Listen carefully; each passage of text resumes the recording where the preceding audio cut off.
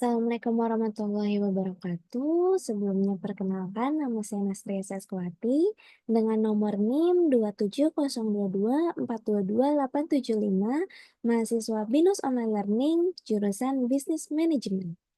Hari ini saya akan mempresentasikan terkait proyek kelompok saya, yaitu persepsi masyarakat kota besar terhadap penggunaan transportasi umum ramah lingkungan, terkait SDG number 7, Affordable and Clean Energy atau energi bersih dan terjangkau. Latar belakangnya, transportasi umum ramah lingkungan itu menjadi isu penting di kota-kota besar di Indonesia. Contohnya di Jakarta, Medan, Surabaya, dan kota besar lainnya. Fenomena ini muncul sebagai respon terhadap meningkatnya polusi udara dan kemacetan lalu lintas yang pastinya berdampak negatif pada kualitas hidup masyarakat perkotaan. Oleh karena itu, penting untuk memahami bagaimana masyarakat kota besar memandang penggunaan transportasi umum ramah lingkungan. Tujuan proyek ini adalah untuk memberikan wawasan yang mendalam tentang persepsi masyarakat terhadap transportasi umum ramah lingkungan di kota besar.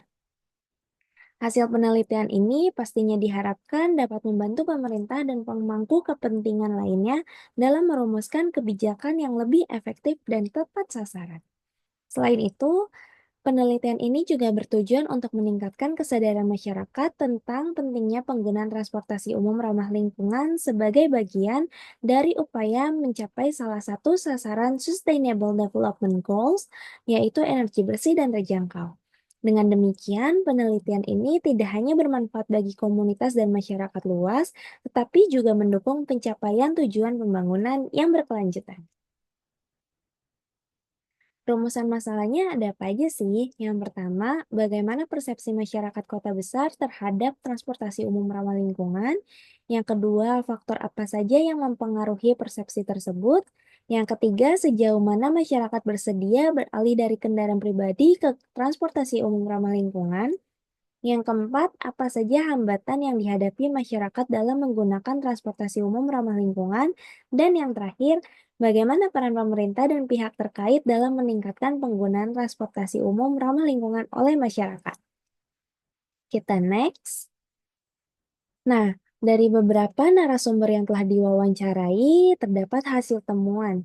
Yang pertama, halte dan rute yang masih terbatas, kemacetan karena transportasi umum tidak pada rutenya, kurang pastinya dan kurang tepatnya jadwal pemberangkatan, beberapa fasilitas pendukung yang kurang terawat, sistem operasional yang masih banyak kendala, kurangnya informasi dan fasilitas pendukung yang memadai, kurangnya edukasi dan sosialisasi dari lembaga terkait, kurangnya peran media untuk menyorot transportasi umum, kurangnya jumlah moda transportasi, dan yang terakhir kurangnya kesadaran masyarakat. Nah, dari hasil temuan tadi didapatkan beberapa solusi dari kelompok kami. Yang pertama, pemerintah dan perusahaan terkait dapat melakukan peningkatan kualitas layanan penyediaan informasi yang cukup jelas. Yang kedua, pengembangan fasilitas pendukung. Yang ketiga, pemerintah dapat memberikan insentif bagi pengguna transportasi umum ramah lingkungan seperti diskon. Yang keempat, menggunakan media sosial untuk mengedukasi masyarakat terkait penggunaan transportasi umum ramah lingkungan. Yang kelima, mengembangkan informasi tentang manfaat dari bus listrik dari segi lingkungan, kesehatan, maupun ekonomi. Dan yang terakhir, menambah rute, jadwal, serta moda transportasi ramah lingkungan. Kesimpulannya, pengembangan transportasi umum ramah lingkungan, termasuk bus listrik, adalah langkah penting menuju kota yang lebih berkelanjutan dan pencapaian target net zero emission Indonesia pada tahun 2060. Diperlukan kolaborasi dari berbagai pihak, termasuk pemerintah, operator transportasi, masyarakat, dan media untuk mengatasi tantangan dan menciptakan sistem transportasi umum yang efisien, andal, dan juga pastinya ramah lingkungan.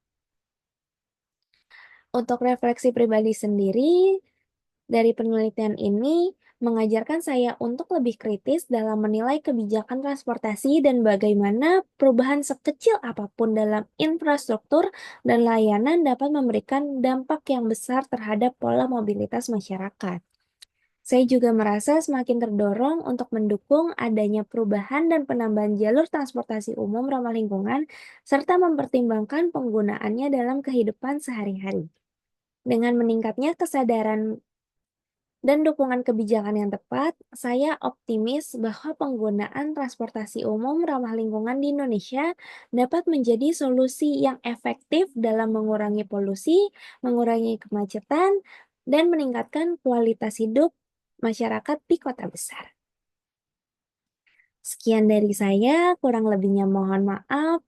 Wassalamualaikum warahmatullahi wabarakatuh.